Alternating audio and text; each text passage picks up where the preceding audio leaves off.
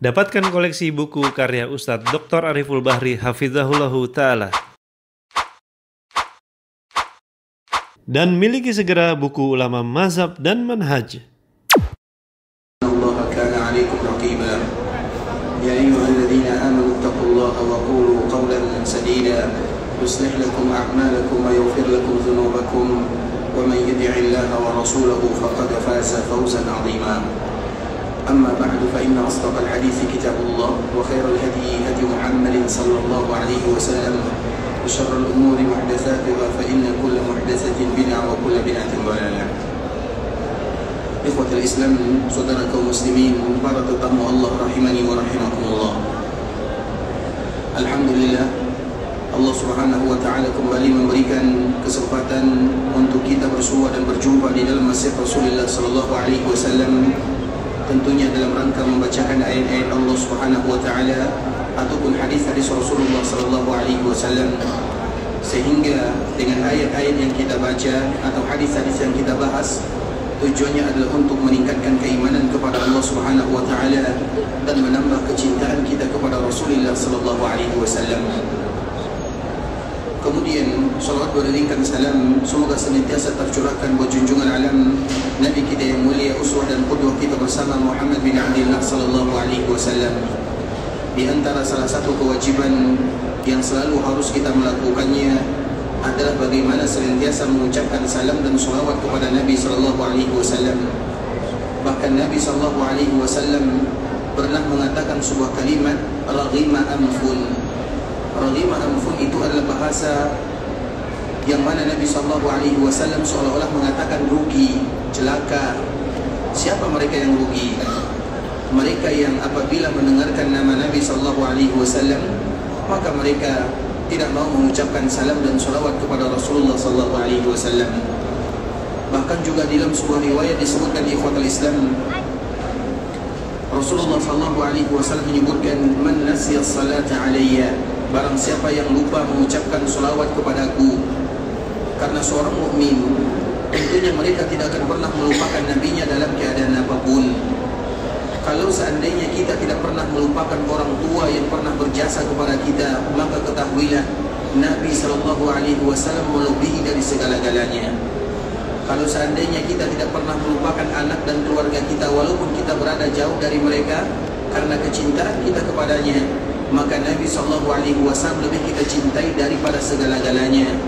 Bahkan Nabi sallallahu alaihi wasallam adalah manusia pertama yang wajib bagi kita untuk mencintainya melebihi diri kita sendiri.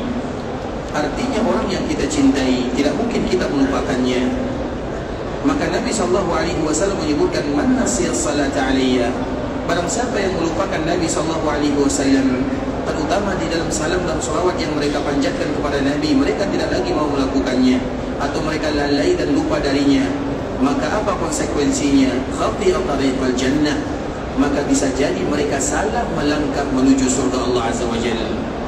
Mengucapkan salam dan salawat kepada Nabi merupakan ibadah yang paling mulia, tapi bagi mereka yang lalai dan meninggalkannya ada ancaman yang tidak ringan yang disebutkan oleh baginda Rasulullah sallallahu alaihi wasallam. Maka sudah semestinya kaum muslimin mereka senantiasa mengucapkan salam dan salawat kepada Nabi dalam keadaan apapun.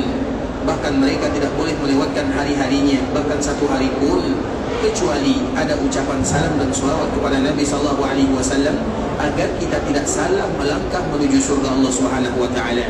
Artinya kalau seandainya kita ambil hadis Nabi ini, Nabi menyebutkan barang siapa yang lupa mengucapkan salam dan salawat kepadaku, maka nanti mereka akan salah menuju surga Allah Subhanahu wa taala. Berarti kebalikannya, barang siapa yang banyak mengucapkan salam dan salawat kepada Nabi, berarti Allah Subhanahu wa taala akan mudahkan langkahnya menuju surga Allah Subhanahu wa taala. Sehingga ibadah salam dan salawat merupakan ibadah yang paling ringan, yang paling mudah, namun ibadah juga yang paling memiliki banyak sekali keutamaan. Sehingga Imam Ibnu Qayyim rahimahullah taala menyebutkan dalam kitabnya Jala'ul Afham fi fadl salati ala khairil anam, bahwa orang yang mengucapkan salam dan salawat kepada Nabi satu kali saja, maka di dalam satu kalimat ini terdapat 40 keutamaan di dalamnya. Terlalu banyak keutamaan bagi mereka yang mengucapkan salam dan salawat kepada Nabi. Tinggal bagaimana kita berusaha untuk senantiasa melatih lisan dan lidah, mengingat, mengenang Rasul kita yang mulia Muhammad bin Abdullah sallallahu alaihi wasallam, dan di antara salah satunya memperbanyak mengucapkan salam dan salawat kepada Rasulullah sallallahu alaihi wasallam. Allahumma salli ala Muhammad wa ala ahli baitihi wa ala azwajihi wa dhurriyyatihi kama sallaita ala Ibrahim wa ala ali Ibrahim innaka Hamidum Majid. Allahumma barik ala Muhammad wa ala ahli baitihi wa ala azwajihi wa dhurriyyatihi kama barakta ala Ibrahim wa ala ali Ibrahim innaka Hamidum Majid. Ikhwatul Islam, saudara kaum muslimin, para tetamu Allah rahimani wa rahimakumullah. Pada kesempatan kali ini kita akan kembali membahas tentang Nabi kita yang mulia sallallahu alaihi wasallam, seorang manusia yang wajib hukumnya bagi kita untuk mengetahuinya. Sehingga Zainal Abidin, cucu Nabi sallallahu alaihi wasallam, pernah menyebutkan, kami mengajarkan kepada anak-anak kami tentang Nabi sallallahu alaihi wasallam, tentang perjuangan Nabi, tentang dakwah Nabi, tentang sejarah Nabi, tentang pengorbanan Nabi, tentang peperangan yang dilakukan oleh Nabi, sebagaimana kami mengajarkan Al-Quran kepada anak-anak kami. Artinya ikhwatul Islam, itu merupakan salah satu penekanan yang wajib kita lakukan untuk diri kita dan juga untuk anak-anak serta keluarga kita bersama. Bagaimana wajib bagi kita untuk mengetahui tentang Nabi sallallahu alaihi wasallam, bagaimana perjuangan Nabi, bagaimana pengorbanan Nabi, bagaimana kecintaan Nabi kepada umatnya. Bahkan sebagian para ulama menyebutkan, kalau kalian ingin mengetahui berapa kadar cinta seorang hamba kepada nabinya, ini adalah ukuran cinta kita kepada Nabi, maka ukuran cinta kita kepada Nabi itu dilihat seberapa banyak pengetahuan kita tentang Nabi itu sendiri. Jadi kadar cinta yang kita berikan kepada Nabi itu ada standarisasinya, ada ukurannya, ada barometernya, dan di antara salah satu ukurannya adalah sesuai dengan pengetahuan kita kepada Nabi itu sendiri. Artinya kalau kita semakin banyak mengetahui tentang Nabi, perjalanan dakwah Nabi, perjuangan Nabi, mulai dari Nabi lahir sampai Nabi wafat misalnya, maka sebesar itulah kecintaan kita kepada Nabi sallallahu alaihi wasallam. Karena orang yang mencintai ikhwatul Islam, orang yang cinta kepada sesuatu, pasti mereka akan mengetahuinya. Misalnya dulu dikala kita melamar misalnya seorang perempuan, sebelum kita menikah dengannya, kita akan mencari tahu tentang dirinya, siapa dia sebenarnya. Bahkan apa yang dia suka, bagaimana gerak-geriknya, kita akan mengetahuinya. Itu manusia biasa. Bagaimana dengan orang yang paling kita cintai di dunia, Muhammad bin Abdullah? Maka sudah pasti seorang muslim harus mengetahui tentang Nabi sallallahu alaihi wasallam, bahkan melebihi pengetahuan mereka tentang diri mereka sendiri. Karena memang Nabi wajib kita cintai melebihi cinta kita kepada diri sendiri. Sebagaimana disebutkan oleh Allah Subhanahu wa taala dalam surah Al-Ahzab, "An-nabiyyu aula bil mu'minina min anfusihim." Nabi sallallahu alaihi wasallam itu semestinya lebih pantas bagi seorang mukmin dibandingkan dengan diri mereka sendiri. Itulah semestinya bagaimana kita harus memberikan cinta kepada Nabi sallallahu alaihi wasallam. Nah, salah satu bukti kita mencintai Nabi dan bagaimana kecintaan kita kepada Nabi, ukurannya adalah pengetahuan kita tentang Nabi. Maka mengapa kita harus belajar tentang Nabi, belajar tentang sejarah Nabi, perjuangan Nabi, dakwah Nabi? Karena alasannya kita semua mencintai Nabi sallallahu alaihi wasallam. Tidak mungkin kita bisa mencintai Nabi sallallahu alaihi wasallam tanpa kita mengetahui bagaimana Nabi sallallahu alaihi wasallam. Iya, mungkin cinta yang kita berikan adalah cinta kadar wajib saja, tapi seorang muslim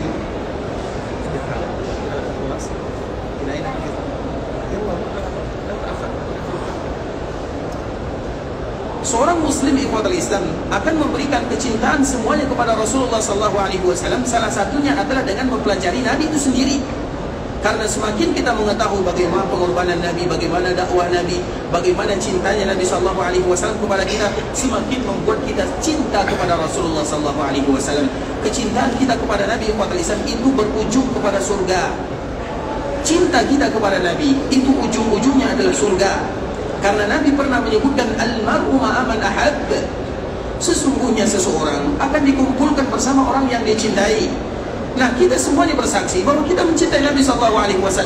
Artinya ujung atau akhir kehidupan kita, kalau kita betul-betul mencintai baginda Nabi, itu adalah surga Allah Subhanahu Wa Taala. Hadis ini ikhwatul Islam adalah hadis yang sangat indah. di mana ada salah seorang yang mungkin mereka tidak terlalu tahu banyak agama Allah Subhanahu wa taala. Dia hanya mengetahui yang wajib-wajib saja, tapi dia betul-betul mencintai Nabi sallallahu alaihi wasallam. Dan di antara bentuk kecintaan dia kepada Nabi, dia meninggalkan kampung halamannya dan jauh. Kemudian dia datang ke kota Madinah mencari Nabi sallallahu alaihi wasallam, kemudian belajar agama kepada Nabi sallallahu alaihi wasallam. Kemudian ikhwatul Islam, dia pun pernah bertanya kepada Nabi, "Ya Rasulullah, mata sa'ah?" Ya Rasulullah, kira-kira kapan terjadi hari kiamat? Pertanyaan yang agak sedikit aneh dari yang lainnya. Tentunya masalah kiamat ikhwatul Islam adalah masalah yang tidak ada seorang pun yang mengetahuinya. Karena itu ilmu dikhususkan oleh Allah Subhanahu wa taala untuk dirinya sahaja. Masalah hari kiamat, kapan terjadinya, tidak ada manusia yang tahu. Kalau Nabi saja tidak tahu, kalau malaikat Jibril yang paling dekat dengan Allah tidak tahu, dan mereka ini atau dua orang ini sama-sama Al-Amin. Jibril Al-Amin di langit, Nabi Muhammad Al-Amin di bumi. Ketika ditanya tentang hari kiamat, mereka tidak tahu. Nabi menyebutkan mal mas'ulu anha bi'a'lam minas sa'il. Yang ditanya tidak lebih sedikit mengetahui daripada yang bertanya. Artinya mereka berdua sama-sama tidak tahu. Makanya urusan akhirat urusan yang tidak ada satupun yang tahu. Jadi jangan pernah kita masuk ke dalam pintu ini. Makanya setiap manusia yang masuk ke dalam pintu hari kiamat, ketahuilah mereka itu adalah dukun yang sesungguhnya. Kemudian ikhwatul Islam, dikala Nabi sallallahu alaihi wasallam ditanya mata sa'ah, Nabi tidak menjawabnya karena memang tidak ada jawabannya. Tapi ciri-cirinya ada. Tapi Nabi kembali bertanya kepada orang yang tadi bertanya. Apa kata Nabi? Maza a'datta laha. Kalau seandainya kiamat itu terjadi, apa persiapanmu? Apa yang sudah kamu bawa? Kalau kiamat terjadi, apa bekalmu? Maka orang ini mengatakan, saya tidak punya salat yang banyak, puasa yang banyak, sedekah yang banyak, ibadah-ibadah yang pas-pasan saja. Kemudian, tapi aku memiliki ibadah yang khusus. Apa ibadah yang khusus tersebut? Yaitu dia betul-betul mencintai Nabi sallallahu alaihi wasallam. Aku mencintaimu ya Rasulullah. Makanya ikhwatul Islam, di antara salah satu ajaran agama, di antara salah satu sunnah baginda Nabi yang mulia sallallahu alaihi wasallam, ketika karena ikhwatul Islam mencintai seseorang saja, misalnya karena memang dianjurkan bagi kita mencintai orang lain, tapi semuanya adalah karena Allah Subhanahu wa taala.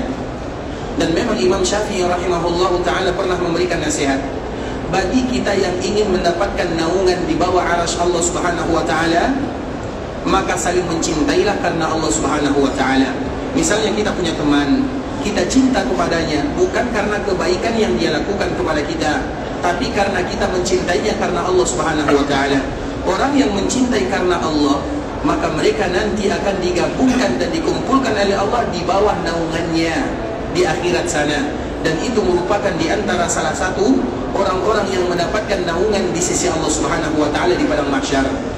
Sehingga bagi kita yang mencintai orang lain, dianjurkan bagi kita mengatakan inni uhibbuka fillah, uhibbuka fillah. Kalau misalnya kita enggan mengucapkan dengan bahasa kita, maka ucapkan dengan bahasa Nabi sallallahu alaihi wasallam. Karena bisa jadi aku mencintaimu, kalimat-kalimat ini biasanya kita ungkapkan kepada istri, kepada anak misalnya. Jarang kita ungkapkan kepada laki-laki. Tapi kalau seandainya kita malu mengucapkan bahasa ini, maka ucapkanlah bahasa yang disebutkan oleh Nabi sallallahu alaihi wasallam. Sebutkan inni uhibbuka fillah, aku cinta kepadamu karena Allah. Artinya ikhwatul Islam, itu merupakan di antara salah satu yang dianjurkan oleh Nabi sallallahu alaihi wasallam. Kemudian orang yang diucapkan kalimat ini, maka dia akan menjawab ahabbakallahu alladhi ahbabtana fi. Semoga Allah pun mencintai kamu sebagaimana kamu mencintai kami karena Allah Subhanahu wa taala. Artinya orang yang mencintai karena Allah sahaja, begitu besar pahalanya di sisi Allah Azza wa Jalla. Mereka akan diberikan naungan di sisi Allah di padang mahsyar. Bagaimana kiranya kalau kita mencintai Nabi sallallahu alaihi wasallam? Makanya ikhwatul Islam, orang ini dia mengatakan aku tidak memiliki ibadah yang lebih, ibadah yang pas-pasan kecuali aku mencintaimu ya Rasulullah. Aku betul-betul mencintaimu. Dia menyebutkan aku mencintaimu ya Rasulullah. Kemudian apa kata Nabi sallallahu alaihi wasallam?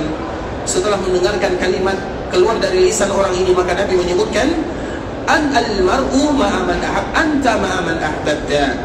sesungguhnya engkau wahai fulan. Nabi mengatakan kalimat ini kepada orang yang tadi bertanya, engkau akan dikumpulkan bersama orang yang kau cintai. Seolah-olah Nabi SAW mengatakan engkau akan berkumpul bersama diriku di akhirat sana di dalam surga.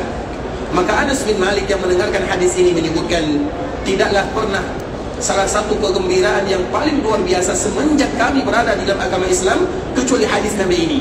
Artinya apa ikhwatul Islam? Mencintai Nabi itu berujung kepada surga. Dan itu bukan surga sembarangan, surga bersama Nabi SAW.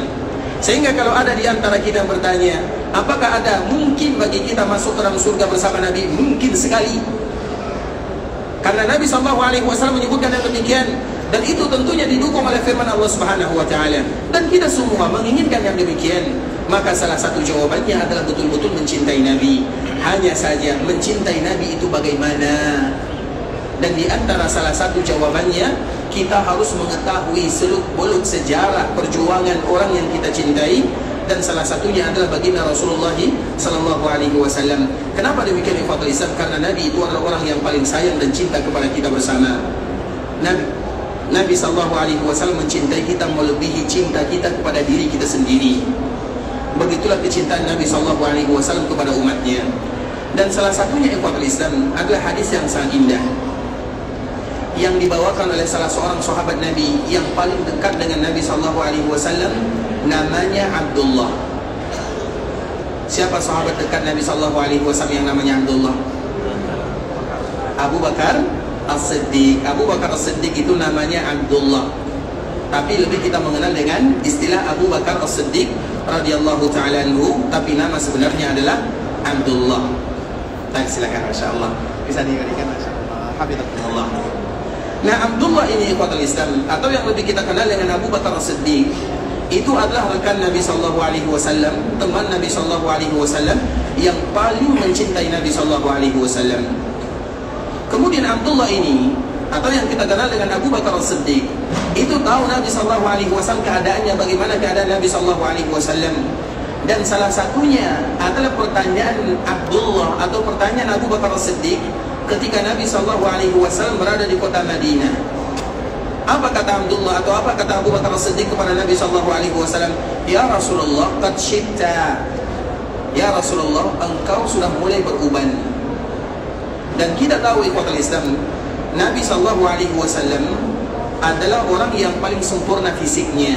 Secara fisik Nabi SAW paling indah, baik itu mulai dari ujung rambut sampai ujung kakinya. Nabi adalah manusia yang paling sempurna ciptaannya. Dan di antara salah satu kesempurnaan Nabi SAW, Nabi SAW itu ikhwatul Islam, salah satu sifat Nabi tidak beruban.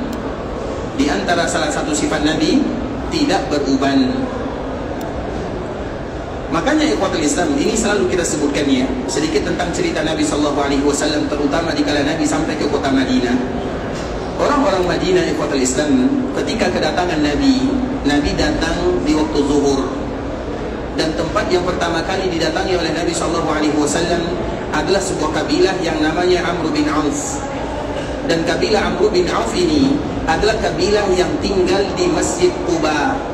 Karena memang Quba, daerah yang tinggi yang berada di kota Madinah, maka disebut dengan Awali. Disebut dengan Awali karena memang dia letaknya lebih tinggi dari yang lainnya. Itu adalah pintu pertama kali di kala kaum muslimin masuk ke kota Madinah. Maka yang pertama kali mereka lewati adalah Quba. Nah, ketika Nabi hijrah dan sampai ke Madinah ikhwatul Islam, orang-orang Madinah tidak banyak mengenal Nabi SAW. Mereka tahu nama Nabi, tapi mereka tidak mengenal mana wajah Nabi SAW. Kemudian ketika Nabi datang, kebetulan Nabi datang itu ikhwatul Islam, bajunya sama dengan Abu Bakar As-Siddiq. Karena memang di kala Nabi melakukan perjalanan dengan Abu Bakar As-Siddiq, maka ada salah seorang yang bernama Zubair. Zubair ini tidak lain tidak bukan adalah menantu Abu Bakar As-Siddiq itu sendiri. Namanya Zubair bin Awam. Dan Zubair bin Awam itu sama dengan mertuanya, sama-sama dijamin masuk surga dalam satu hadis Nabi. Makanya terkenal dengan Al-Ashra Al-Mubashshiruna bil Jannah, 10 orang yang dijamin masuk surga. Abu Bakar fil Jannah, Umar fil Jannah, Utsman fil Jannah, Ali fil Jannah, Zubair salah satunya, Zubair. Kemudian Abdurrahman bin Auf, Sa'ad bin Abi Waqqas, kemudian Sa'id bin Zaid, kemudian siapa lagi? Ada 10 orang. Talha, kemudian satu lagi Mus'ab. Semuanya masuk surga. Tapi ada di dalam 10 hadis Nabi SAW disebutkan 10 orang yang masuk surga dalam satu hadis. Semua sahabat pasti masuk surga, tapi sahabat yang 10 ini berlebih dari yang lainnya. Salah satunya adalah Zubair. Zubair ini ikhwatul Islam adalah menantunya Abu Bakar As-Siddiq. Nah, jika Nabi melakukan safar, perjalanan dari Makkah menuju Madinah, maka Zubair bertemu dengan Nabi, bertemu dengan mertuanya. Maka Zubair ini memberikan hadiah kepada Nabi dan Abu Bakar As-Siddiq dengan pakaian yang berwarna putih, sehingga pakaian Nabi dengan pakaian Abu Bakar itu sama warnanya, sama-sama putih dan sama bentuknya. Kemudian sesampainya di kota Madinah, orang tentunya heran, mana yang namanya Muhammad SAW, mana yang namanya Nabi. Karena mereka tidak kenal dengan Nabi SAW. Mereka hanya tahu Muhammad bin Abdullah, tapi mereka tidak tahu mana wajahnya. Sehingga ikhwatul Islam, jika datang Nabi dan sahabatnya Abdullah atau Abu Bakar As-Siddiq radhiyallahu ta'ala anhu sampai ke kota Madinah, maka orang-orang melihat bahwa yang Nabi itu adalah Abu Bakar As-Siddiq. Apa alasannya? Di antara salah satu alasannya ikhwatul Islam, karena mana yang lebih tua, Nabi atau Abu Bakar As-Siddiq? Mana yang lebih tua, Nabi atau Abu Bakar As-Siddiq? Abu Bakar As-Siddiq. Nabi atau Abu Bakar As-Siddiq? Sama jawab Abu Bakar. Yang paling tua. Sama jawabannya? Abu Bakar As-Siddiq. Nabi atau Abu Bakar lebih tua dari Nabi SAW? Betul? Pasti? Baik, kalau pasti tidak menjadi masalah. Masya Allah. Sehat selalu ya? Masya Allah. Barakallahu. Tapi jawabannya salah ya? Baik, ikhwatul Islam. Berarti yang lebih tua adalah Nabi SAW. Jelas? Sebenarnya jawabannya betul, tapi salah. Dari mana betulnya?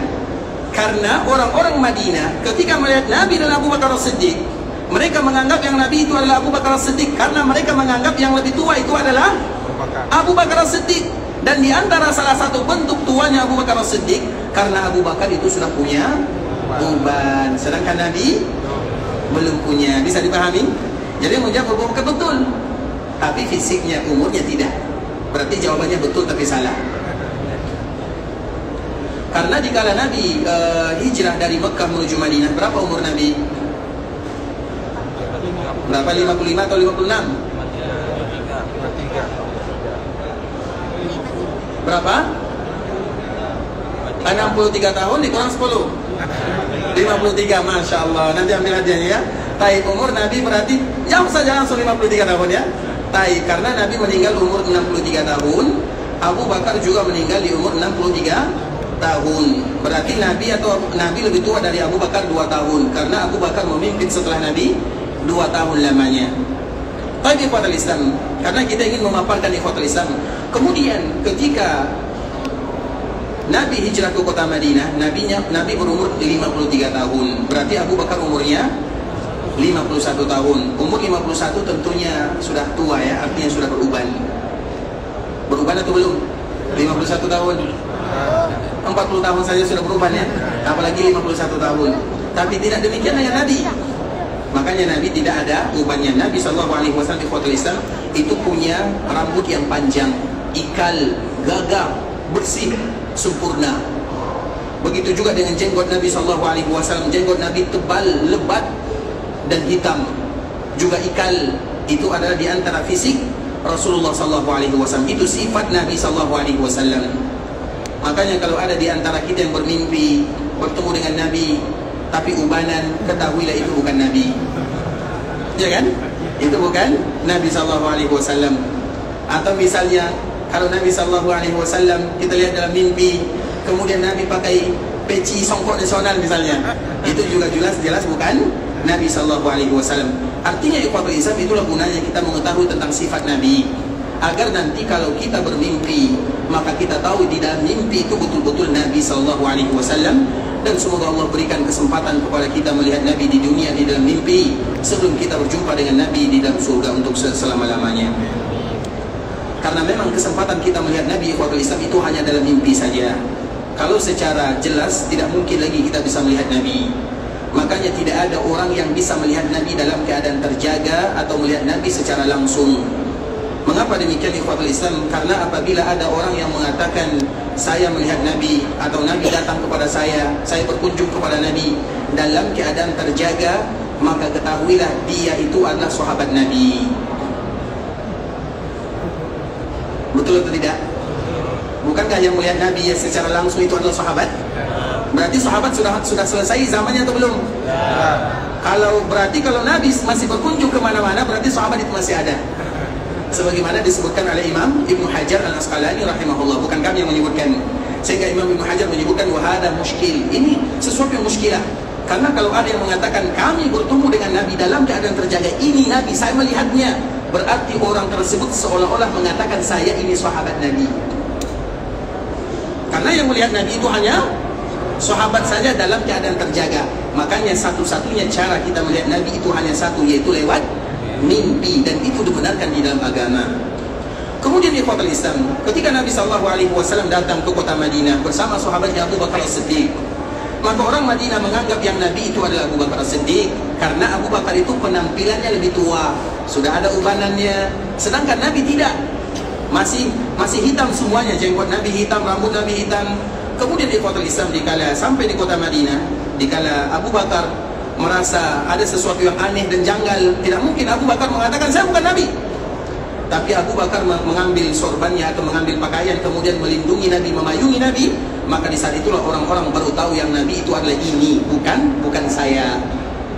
Kemudian di kota Islam, tiba-tiba ketika Nabi berada di kota Madinah, maka Nabi SAW tumbuh ubannya. Hukum asalnya Nabi tidak beruban, tapi tiba-tiba Nabi beruban. Ada di jenggotnya, ada di rambutnya, dan uban Nabi tidak lebih daripada 20 helai sahaja. 20 helai itu tentunya sesuatu yang sedikit sekali.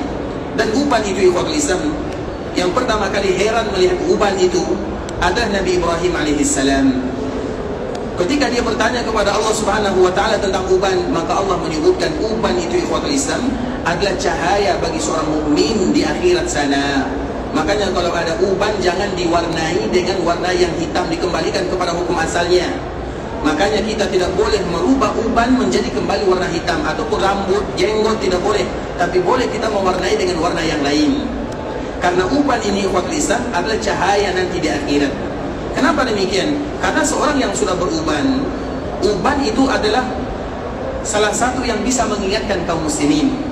Apa yang dilakukan oleh uban?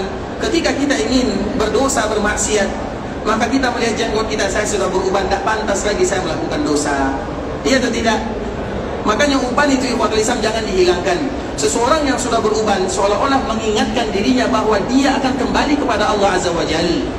Makanya ada salah satu cerita yang selalu kita sampaikan, cerita tentang Nabi Sulaiman. Nabi Sulaiman ini ikhwatul Islam, dia punya istana atau punya kamar khusus yang tidak bisa satu pun masuk ke dalamnya. Karena di antara salah satu kekuasaan yang Allah berikan kepada Nabi Sulaiman, semuanya tunduk kepadanya. Jin, bangsanya semuanya tunduk kepadanya. Burung-burung, hewan-hewan semuanya tunduk kepada Nabi Sulaiman alaihissalam. Karena memang di antara permintaan Nabi Sulaiman, Rabbi habali mulkan la yanbaghi li ahadin min ba'di. Ya Allah, berikan kepadaku kekuasaan kerajaan yang tidak pantas diberikan kepada orang-orang setelahku. Makanya Nabi Sulaiman itu adalah orang yang betul-betul diberikan dunia oleh Allah kepada dirinya. Semakin diberikan dunia, semakin dia taat kepada Allah Subhanahu wa taala. Kemudian ikhwatul Islam, suatu ketika tiba-tiba ada orang yang masuk ke kamarnya tanpa minta izin kepada Nabi Sulaiman. Maka tentu Nabi Sulaiman tidak mungkin lagi bertanya, karena tidak ada orang yang bisa masuk. Tidak ada orang yang bisa masuk ke kamarnya. Tiba-tiba datang orang ini. Maka Nabi Sulaiman sudah mulai curiga, ini pasti malaikat Allah Azza wa Jalla, karena tidak mungkin masuk sembarangan di kamarnya. Maka malaikat ini atau Nabi Sulaiman bertanya kepadanya, apa yang kamu lakukan? Tentunya malaikat mengatakan ingin memberitahukan kepadamu. Artinya ada yang diberitahukan. Salah satunya adalah masalah kematian. Maka Nabi Sulaiman berpesan kepadanya, nanti kalau engkau ingin mencabut nyawaku, berikan aba-aba. Kalau ingin engkau mencabut nyawaku, berikan kepadaku aba-aba, tanda-tanda sebelum engkau mencabut nyawaku. Kemudian setelah lama ikhwatul Islam, setelah lama mereka berpisah, dan Nabi Sulaiman tentunya sudah berumur, maka malaikat itu kembali lagi datang kepadanya. Dikala malaikat datang kepadanya, Nabi Sulaiman mengatakan, apa yang kamu inginkan? Maka malaikat mengatakan, aku ingin mencabut nyawamu karena waktumu sudah habis di dunia. Apa kata Nabi Sulaiman? Bukankah dulu aku berpesan kepadamu, kalau kamu ingin mencabut nyawaku, berikan aba-aba, berikan isyarat agar aku melakukan persiapan. Apa jawaban malaikat Allah Azza wa Jalla? Bukankah sudah ada aba-aba pada dirimu? Maka Nabi Sulaiman kembali mengatakan, mana aba-abanya, mana tanda-tandanya, mana isyaratnya? Maka malaikat kembali menyebutkan, itu tanda yang berwarna putih di rambut dan di jenggotmu. Tanda putih itu ikhwatul Islam, itu adalah aba-aba, isyarat bagi kita bersama bahwa malaikat sebentar lagi akan datang kepada kita, malaikat maut namanya. Artinya perkataan atau percakapan antara malaikat ini dengan Nabi Sulaiman, Nabi Sulaiman mengatakan, mana tanda-tandanya, mana aba-abanya, mana isyaratnya? Malaikat mengatakan, yang berwarna putih uban itu adalah tanda-tanda bahwa engkau akan kembali kepada Allah. Sehingga ikhwatul Islam, uban itu tidak boleh kita cabut. Semakin seseorang beruban, semakin ada wibawahnya, karena seolah-olah mengingatkan dirinya bahwa tidak mungkin lagi beruban ini, jauh dari Allah Azza wa Jalla. Tidak mungkin beruban, banyak melakukan maksiat. Karena itu tanda, makanya uban itu bangga kita dengan uban, karena mengingatkan kita kepada Allah bahwa kita siap-siap untuk bertemu dengan Allah Subhanahu wa Ta'ala. Apalagi kalau kita sudah berumur 60 atau 70 tahun. Makanya sebagian ulama menyebutkan ikhwatul Islam, kalau kita sudah berumur 60 tahun, dan semua kita sebentar lagi akan berumur 60 tahun, atau ada di antara kita yang sudah lebih daripada 60 tahun, berarti sebelah kakinya sudah berada di akhirat, sebelah di dunia, sebelah di akhirat sana. Artinya mengingatkan kepada kita untuk bersiap-siap bertemu dengan Allah Subhanahu wa Ta'ala. Itu secara umum untuk manusia biasa. Tapi tidak demikian untuk Nabi SAW. Nabi paling sempurna fisiknya, paling sempurna jenggot dan rambutnya, dan salah satunya Nabi tidak beruban kecuali sedikit sekali, dan itu pun tidak lebih daripada 20 helai. Makanya jenggot Nabi pun, uban Nabi itu bisa dihitung oleh para sahabat jenggot Nabi itu, karena riwayat ini dibawakan oleh sahabat Abdullah bin Abbas dan juga dibawakan oleh sahabat Abu Bakar As-Siddiq. Mereka bisa menghitung jenggot Nabi SAW. Jenggot Nabi tidak lebih daripada 20 helai sahaja. Kemudian ikhwatul Islam, maka tentunya Abu Bakar bertanya, ya Rasulullah, qad syibta, ya Rasulullah, engkau sudah beruban. Maka apa jawaban Nabi? Iya, aku beruban. Kemudian tentunya kita bertanya, apa penyebabnya? Salah satu penyebabnya jawaban Nabi, syayyabatni Hud wal waqi'ah wal mursalat wa amma yatasaalun wa idza syamsu kuwirat. Inilah jawaban Nabi SAW. Syayyabatni Hud. Hud itu kenapa membuat Nabi beruban? Karena di dalamnya banyak kisah para Nabi dan para Rasul, dan bagaimana para Nabi dan para Rasul tersebut dengan umatnya terdahulu. Nabi tidak mau umatnya sama dengan umat-umat terdahulu, sehingga membuat Nabi beruban. Artinya Nabi memikirkan umatnya, seolah-olah Nabi mengatakan, ya Allah, jangan jadikan umatku sama dengan umat-umat terdahulu. Umat-umat terdahulu itu umat Islam, itu berat mereka mengikuti Nabi. Banyak di antara mereka yang membunuh nabinya, mengusir nabinya, mengghalimi nabinya, menganiaya nabinya. Maka kita lihat banyak para nabi yang terbunuh. Maka disebutkan dalam riwayat ikhwatul Islam, di dalam riwayat yang dibawakan oleh Imam Ibnu Qayyim rahimahullahu taala, salah satunya adalah orang-orang Yahudi atau Bani Israel. Itu kadang-kadang mereka membunuh para nabinya di pagi hari lebih daripada 300 orang, kemudian di sore harinya mereka berdagang. Makanya Allah Subhanahu wa taala menceritakan dalam Al-Qur'an, wa yaqtulunal anbiya. Di dalam ayat yang lain, wa yaqtulunan nabiyyin, dengan bentuk jamak. Nabiyyin adalah jamak daripada nabi, al-anbiya jamak kasrah. Artinya mereka membunuh bukan satu dua. Dan salah satu yang mereka bunuh diceritakan dalam Al-Qur'an siapa? Nabi Yahya. Mereka bunuh ikhwatul Islam, padahal seorang nabi. Nah, Nabi SAW ketika membaca ayat yang ada dalam surat Hud, seolah-olah Nabi ingin bagaimana umatnya mereka selamat, tidak sama dengan umat-umat sebelumnya. Itulah yang membuat Nabi beruban. Nabi tidak menginginkan umatnya sama dengan umat-umat sebelumnya. Makanya surat Hud itu adalah surat yang bercerita tentang Nabi, bercerita tentang Nabi Nuh, Nabi Ibrahim, Nabi Shu'aib, nabi-nabi yang lainnya. Maka sekali kita baca surat ini. Kemudian wal waqi'at, dan juga yang membuat Nabi beruban adalah surah Al-Waqi'ah. Al-Waqi'ah itu ikhwatul Islam, surat yang bercerita tentang akhirat. Maka di antara salah satu nama akhirat adalah Al-Waqi'ah. Al-Waqi'ah itu artinya sesuatu yang pasti terjadi. Tidak mau tidak, pasti akan terjadi, maka disebut dengan waqi'. Waqi' itu artinya sesuatu yang pasti terjadi, maka disebut dengan al-waqi'ah. Pasti terjadi, tidak bisa kalian mengelak darinya. Itu bercerita tentang akhirat. Begitu juga dengan al-mursalat, begitu juga dengan amma yatasaalun, apalagi idza syamsu kuwirat. Semuanya bercerita tentang akhirat. Mengapa demikian ikhwatul Islam? Nabi ingin umatnya adalah umat yang dimudahkan oleh Allah Subhanahu wa taala di dunia dan dimudahkan oleh Allah Subhanahu wa taala di akhirat sana.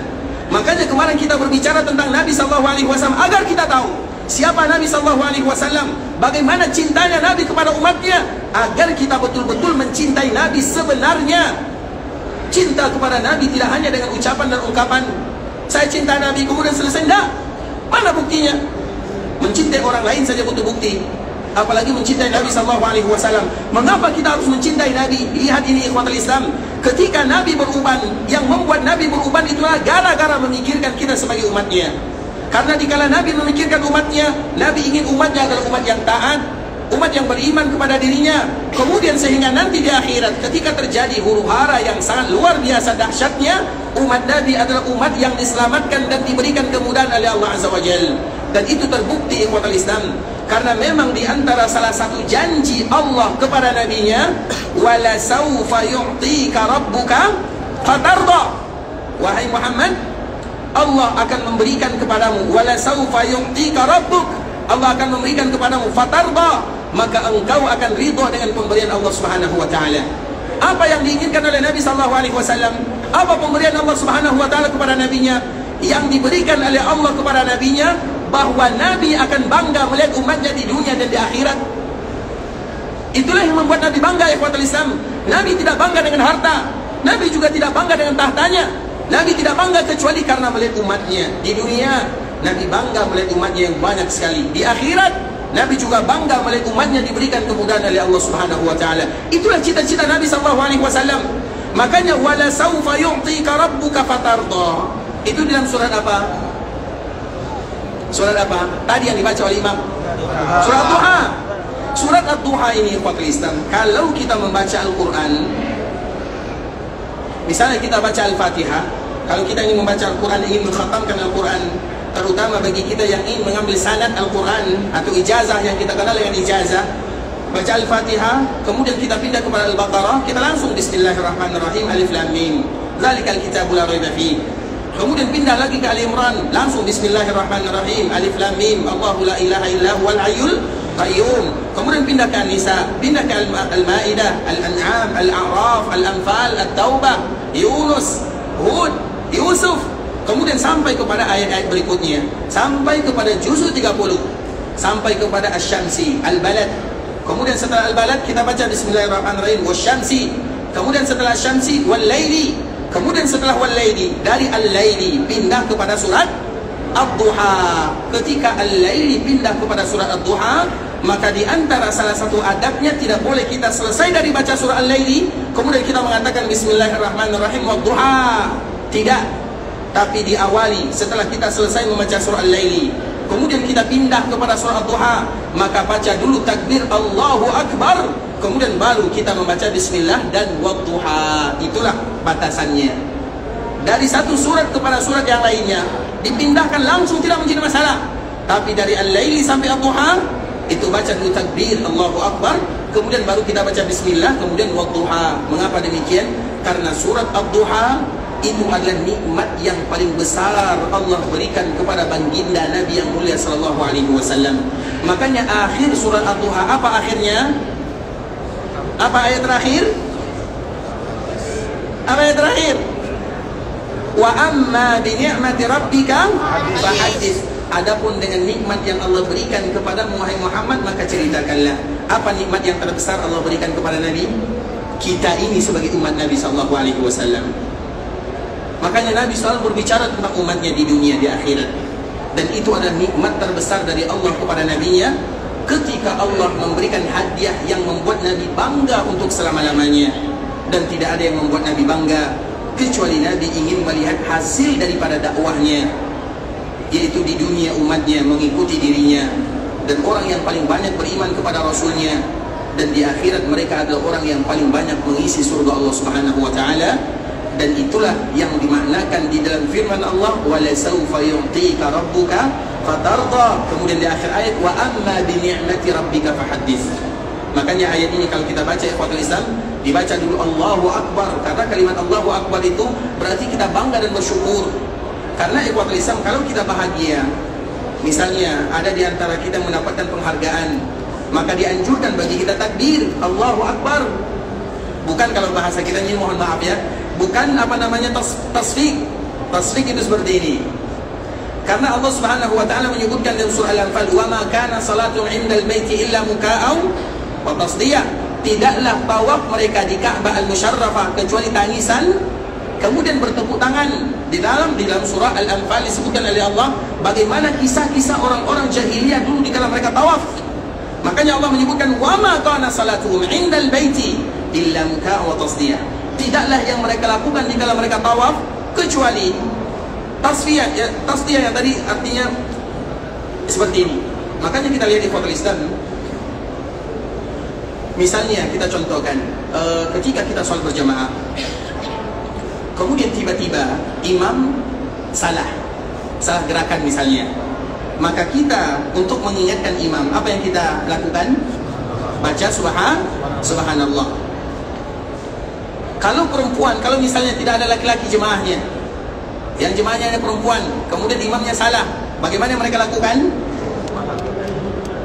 Bukan tepuk tangan seperti ini, tapi seperti ini. Kenapa? Karena itu bukan kaum muslimin yang biasa melakukan seperti ini. Makanya kalau mengingatkan perempuan, kalau seandainya imamnya salah, kemudian tidak ada laki-laki, atau misalnya laki-laki semuanya kecil, misalnya anak kecil, misalnya di musholla di masjid, yang menjadi makmum anak kecil, nah mungkin mereka mengingatkan imamnya, mereka tidak tahu. Yang tersisa adalah perempuan dan imamnya salah, maka mereka bertepuk tangan. Tepuk tangan itu bukan seperti ini, tapi untuk tidak sama dengan ayat yang disebutkan dalam surah Al-Anfal. Maka salah satu gantinya untuk kaum muslimin, ketika melihat misalnya saudara kita misalnya juara, misalnya Allahu Akbar, ketika mereka mendapatkan keberuntungan Allahu Akbar, sama dengan ayat ini. Makanya kita dianjurkan mengucapkan Allahu Akbar, kemudian kalau baru kita baca Bismillahirrahmanirrahim wadduha. Kenapa demikian? Nikmat yang paling besar Allah berikan kepada Nabi, yaitu untuk kita sebagai umatnya. Dan salah satu nikmat tersebut ikhwatul Islam adalah syafaat dari Allah kepada Nabi. Ketika Allah izinkan Nabi memberikan syafaat, dan Nabi memberikan syafaat kepada umatnya, kepada semua umatnya. Tidak ada umat Nabi yang mengucapkan kalimat La ilaha illallah kecuali mereka semuanya mendapatkan syafaat dari baginda Rasulullah SAW. Dan kemarin kita telah menceritakan syafaat terakhir. Berarti dari tadi ikhwatul Islam pembahasan kita ini semuanya muqaddimah. Ini baru intinya. Ya, berarti kita panjang lebar menjelaskan, itu baru muqaddimah semuanya. Tadi ikhwatul Islam, karena kita berbicara tentang syafaat Nabi, agar kita tahu bagaimana nikmat Allah Subhanahu wa taala kepada Nabi sallallahu alaihi wasallam. Agar kita tahu bagaimana Nabi beruban, apa penyebabnya. Kemudian ikhwatul Islam, salah satunya adalah kedatangan atau Nabi sallallahu alaihi wasallam ingin memberikan syafaat kepada orang-orang yang masih tersisa dalam api neraka. Kemarin kita menyebutkan Nabi SAW datang berulang kali. Yang pertama kali Nabi datang sujud dalam waktu yang lama, memuji Allah dengan pujian yang indah. Kemudian setelahnya Allah mengatakan, Ya Muhammad irfa' ra'sak wa qul yisma'lak wasal tu'fa washfa' tushaffa. Wahai Muhammad, angkat kepalamu, berbicaralah, aku akan dengarkan. Mintalah, aku akan kabulkan. Berikan syafaat, aku akan izinkan. Maka Nabi mengatakan, ummati, umatku ya Allah, banyak mereka yang masih tersisa di dalam api neraka. Maka di saat itulah Nabi atau Allah menyebutkan, siapapun yang masih punya iman sebesar syair, sebesar gandum, sebesar padi kalau bahasa kitanya, keluarkan mereka dari api neraka. Kemudian yang kedua, Nabi kembali datang kepada Allah dengan ungkapan perbuatan yang sama, dengan bahasa yang sama, dan Allah pun kembali dengan mengucapkan kalimat yang sama, dan kembali mengucapkan, ya Muhammad, lihat umatmu, siapapun yang punya keimanan setengah daripada syair, maka keluarkan mereka dari api neraka. Kemudian yang ketiga kali Nabi kembali datang, dan Allah kembali mengatakan, siapapun yang masih punya iman sebesar zarrah, maka keluarkan mereka dari api neraka. 3 kali Nabi berbolak-balik datang kepada Allah Subhanahu wa taala. Kemudian kali keempatnya ikhwatul Islam, dan ini pembahasan yang kemarin kita jelaskan apa yang terjadi. Nabi masih melihat umatnya masih banyak di dalam api neraka Allah Azza wa Jalla. Maka Nabi SAW mengatakan, Ya Allah, izan li fi man qala la ilaha illallah. Ya Allah, izinkan diriku, izinkan aku untuk mengeluarkan, artinya memberikan syafaat kepada siapapun yang mengucapkan kalimat la ilaha illallah agar mereka keluar dari api neraka. Ini permintaan Nabi yang keempat. Ketika Nabi meminta kepada Allah, izalli fi man qala la ilaha illallah, maka Allah mengatakan tidak. Ini bukan tugasmu Muhammad, ini bukan urusanmu. Nabi bersedih karena masih banyak mereka yang mengucapkan la ilaha illallah tapi mereka masuk ke dalam api neraka Allah Azza wa Jalla. Makanya Nabi datang kepada Allah, izalli fi man qala la ilaha illallah. Ya Allah, izinkan aku untuk mengeluarkan umatku yang masih mengucapkan kalimat la ilaha illallah. Maka Allah mengatakan tidak. Kemudian apa yang terjadi ikhwatul Islam? Ternyata Allah memiliki rahasia yang sangat luar biasa. Allah pun mengatakan, wa izzati wa jalali wa kibriyai wa azamati la ukhrijanna minha man qala la ilaha illallah. Demi keagunganku, demi kejayaanku, demi kekuasaanku, aku akan mengeluarkan siapapun yang mengucapkan kalimat la ilaha illallah dari neraka tersebut. Artinya itu bukan hak Nabi SAW, tapi itu haknya Allah Subhanahu wa Ta'ala. Disitulah kita akan melihat bahwa Allah itu adalah Ar-Rahman Ar-Rahim. Ternyata kali keempat ini Nabi ditolak permintaannya, bukan karena Allah tidak sayang kepada nabinya, tapi itulah yang disebut dengan syafaat dari Allah Subhanahu wa Ta'ala. Karena semuanya memberikan syafaat, semuanya. Nabi sudah pasti memberikan syafaat, malaikat juga memberikan syafaat, kawan-kawan yang saleh, teman-teman yang baik juga memberikan syafaat, orang tua memberikan syafaat, anak memberikan syafaat, orang yang mati syahid memberikan syafaat, semuanya memberikan syafaat. Dan syafaat yang paling luar biasa adalah syafaat dari Rabbul Izzati wal Jalalah, dan itulah syafaat Allah Subhanahu wa Ta'ala. Allah menciptakan kita dan mengetahui bahwa kita itu akan berdosa, dan Allah pun menyebutkan, aku akan mengampunkan dosa kalian. Allah sebenarnya ikhwatul Islam tidak ingin hambanya masuk ke dalam api neraka. Apa gunanya Allah menciptakan kita kemudian memasukkan kita ke dalam api neraka? Itu bukan apa yang Allah inginkan, dah. Selama kita mengucapkan kalimat yang mulia ini ikhwatul Islam, maka beruntung, bersyukur kita kepada Allah selagi lisan kita mau mengucapkan kalimat la ilaha illallah. Tinggal bagaimana kita selalu menjaganya. Sehingga Allah Subhanahu wa Ta'ala menyebutkan, wa izzati wa jalali wa azamati wa kibriyai wa azamati la ukhrijanna minha. Aku akan pasti keluarkan siapapun yang mengucapkan kalimat ini dari neraka. Inilah syafaat Allah Subhanahu wa Ta'ala. Ketika Nabi mendengarkan kalimat itu yang Islam, maka Nabi melihat umatnya, maka ternyata umat Nabi banyak sekali yang keluar dari api neraka Allah Azza wa Jalla.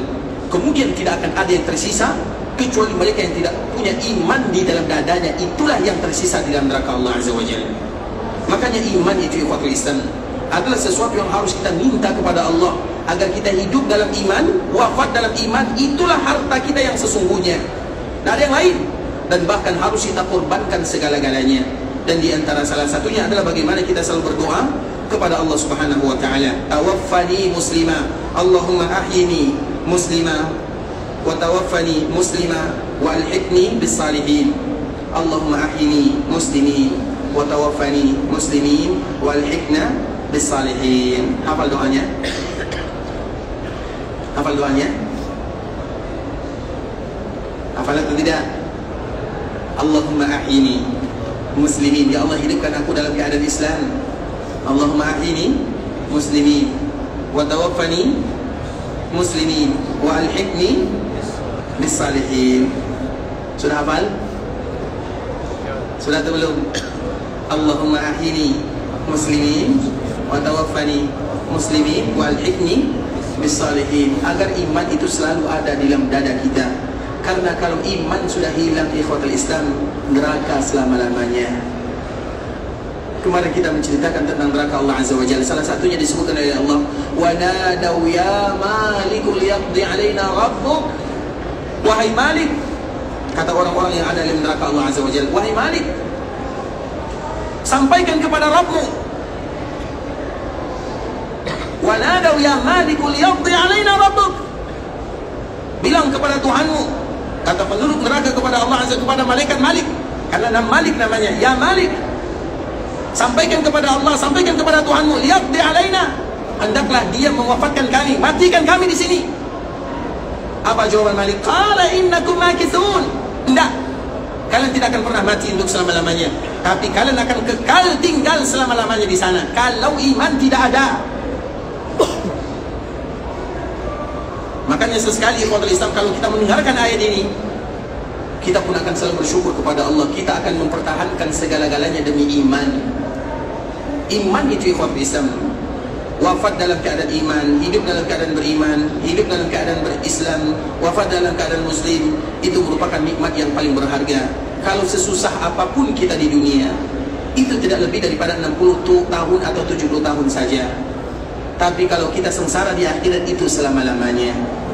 Maka korbankanlah segala-galanya demi iman. Jangan korbankan iman demi segala-galanya. Ingat kalimat ini baik-baik ikhwatul Islam. Pertahankan iman walaupun harus kita korbankan segala-galanya, tapi jangan korbankan iman untuk segala-galanya. Artinya bagaimanapun kehidupan kita, yang namanya kehidupan ikhwatul Islam, hidup itu disebutkan oleh para ulama adalah darul bala wal ibtila. Hidup itu adalah tempat kampung halaman kita diuji oleh Allah Subhanahu wa taala. Jangan gara-gara penyakit kita meninggalkan iman. Jangan gara-gara faktor ekonomi kita meninggalkan iman. Jangan gara-gara wanita kita meninggalkan iman. Kami baru melihat ikhwatul Islam sesuatu yang sangat miris sekali. Ada orang yang ingin menikah, kebetulan calonnya itu bukan seorang yang wanita muslimah.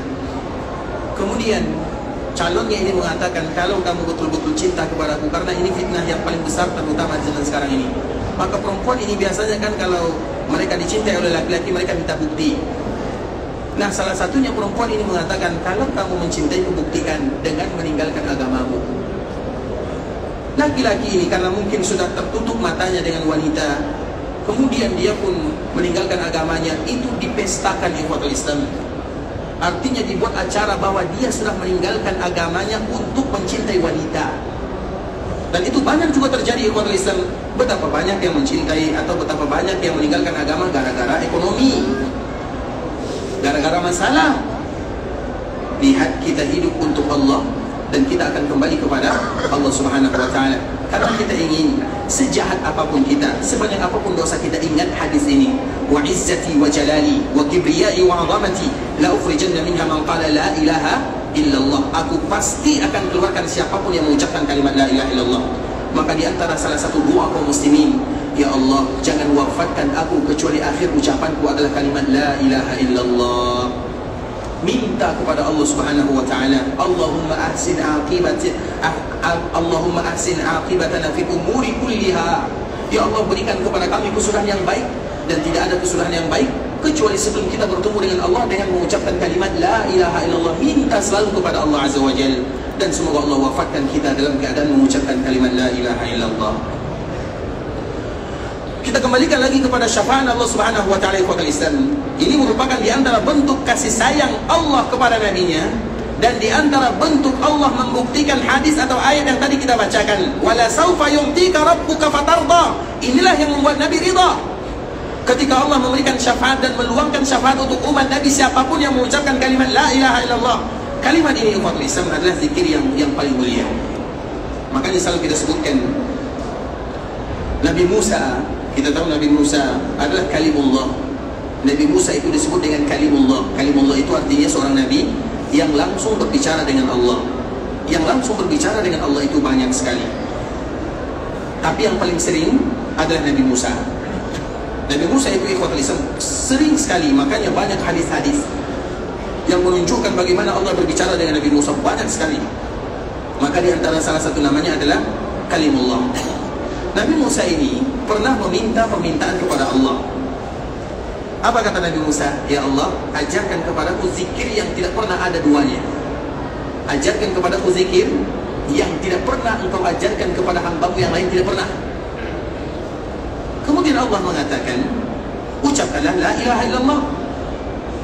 Padahal Nabi Musa menginginkan zikir khusus, zikir yang hanya aku seorang saja yang punya.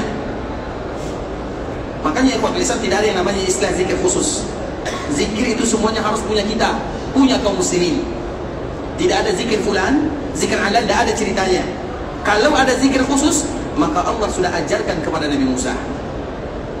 Tapi ketika Nabi Musa mengatakan, ya Allah, zikir ini semuanya mengucapkannya, aku ingin meminta yang khusus, yang khusus untuk diriku. Maka apa kata Allah Subhanahu wa ta'ala? Wahai Musa, ketahuilah, kalau seandainya kalimat la ilaha illallah diletakkan di timbangan, kemudian dunia, langit yang 7 lapis langit, kemudian ditambah lagi dengan 7 lapis bumi, diletakkan dalam timbangan yang lain, malat bihinna la ilaha illallah, maka kalimat la ilaha illallah akan lebih berat dibandingkan dengan dunia atau langit dan bumi semuanya. Ketika Allah mengatakan kalimat ini, maka baru Nabi Musa tahu bahwa itulah kalimat yang paling mulia dan paling dicintai oleh Allah Subhanahu wa ta'ala. Makanya wajar ikhwatul Islam, Allah Subhanahu wa ta'ala menyebutkan fa'lam annahu la ilaha illallah. Nabi juga menyebutkan afdalul zikri la ilaha illallah.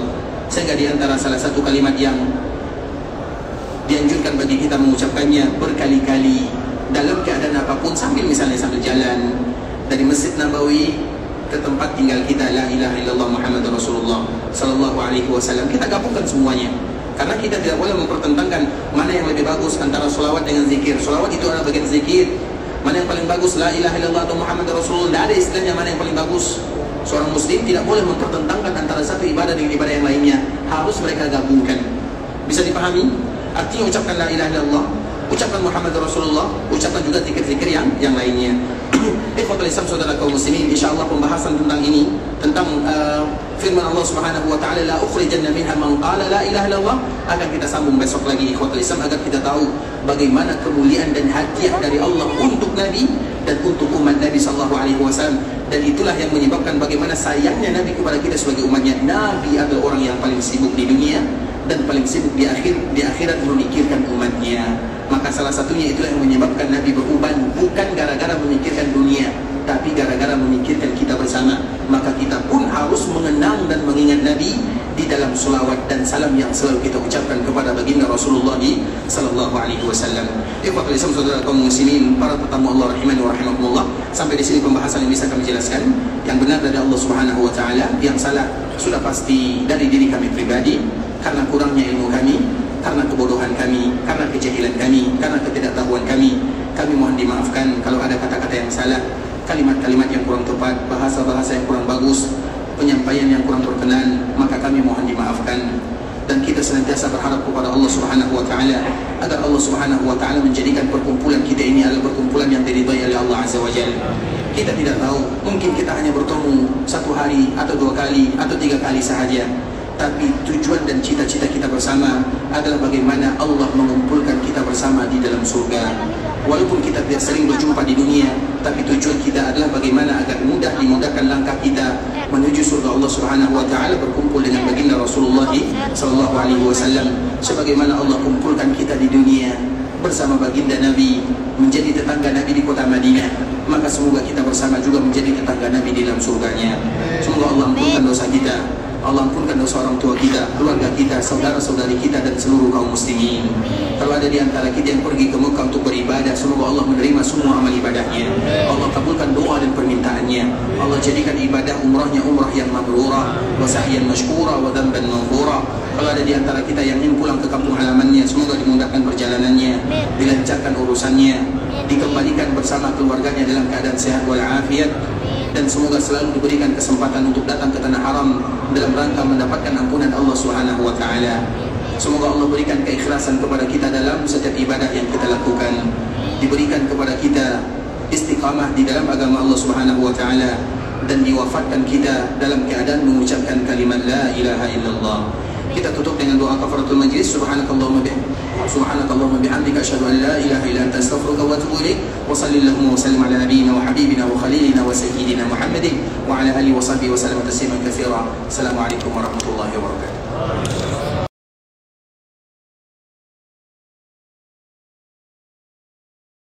يا عبادي الذين أسرفوا على